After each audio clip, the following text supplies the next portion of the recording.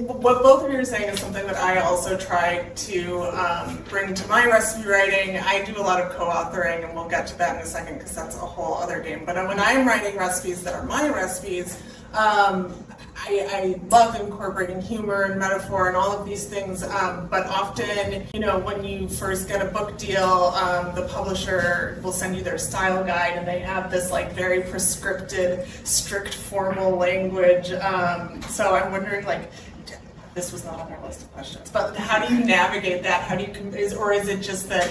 I would say that I always am afraid every time I see the style guide, even if I'm writing a cookbook with the same publisher I already wrote one with, I'm like, what?